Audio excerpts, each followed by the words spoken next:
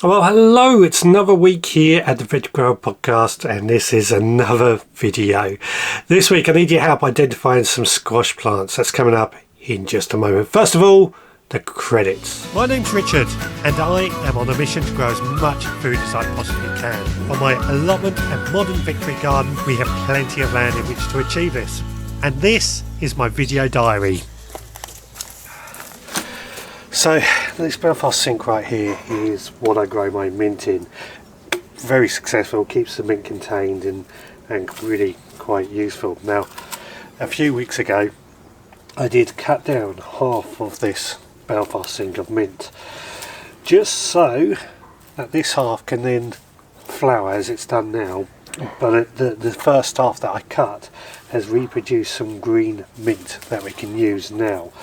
So it just keeps it going, but now that side is starting to flower, I'm going to cut it down again, and hopefully that will encourage it to grow some more mint. Now while I'm doing this, I've noticed in this garden here at home, in an area where my chickens were last year, we've got this rouge squash plant turn up. Now, I'm not sure what it is.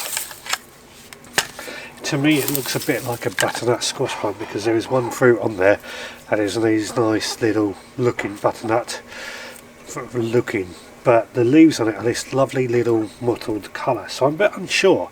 Anybody out there can tell me what it is, I'd really appreciate it. Now, wishes sometimes I'd smell a vision, because you've got this beautiful smell at the moment of mint just going on, but that makes it all the worthwhile. We're slowly building up this herb bed area that is coming along. It's quite nice actually. Got the chickens in their big run at the back there, and then we've got this herb garden that we're slowly adding more and more herb plants to. I'm a big lover of growing herbs, and growing them in pots like this is fantastic. Right, I've got a few more things to do today, and then we're going to go down the allotment tomorrow.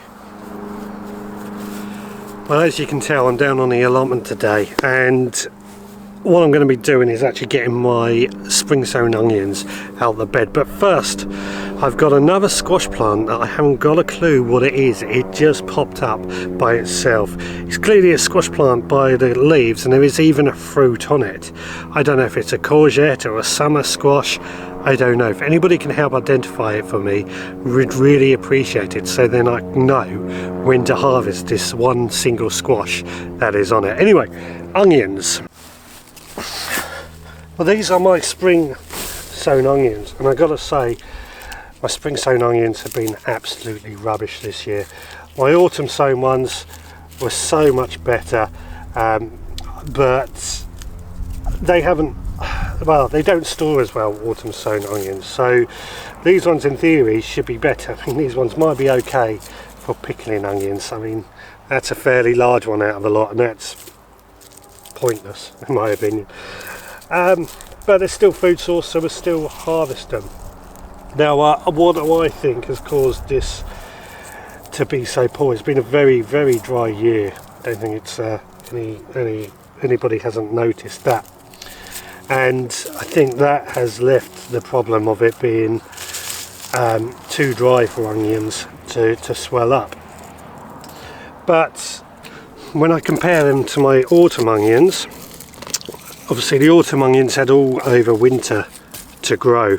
These were planted in October last year, and I also added a mulch quite early on, and although I did mulch these onions, it probably wasn't mulched as good as it could have been, so that's why I think these are a little bit poor. Right, well, that's got all the onions out of this bed harvested, although they are pointless. I'm not even going to call them onions. So what we got to try and do is prepare this bed for next year. So now it's empty, what I'm going to do is just throw some of this Phacelia seed, a green manure, which I'm quite fond of.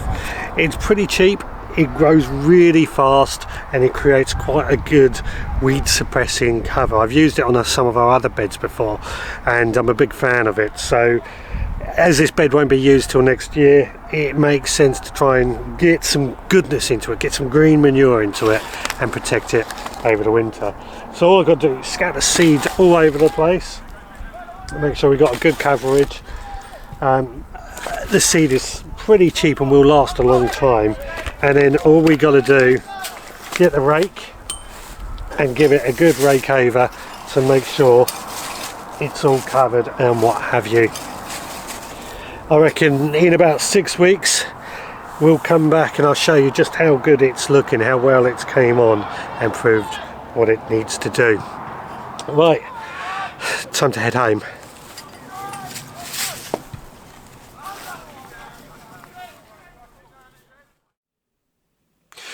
Well, there we go. That's what I have been up to this week. There's been much more going on. If you would like to listen to my podcast, it goes out every Monday, available on iTunes and all other good podcast apps.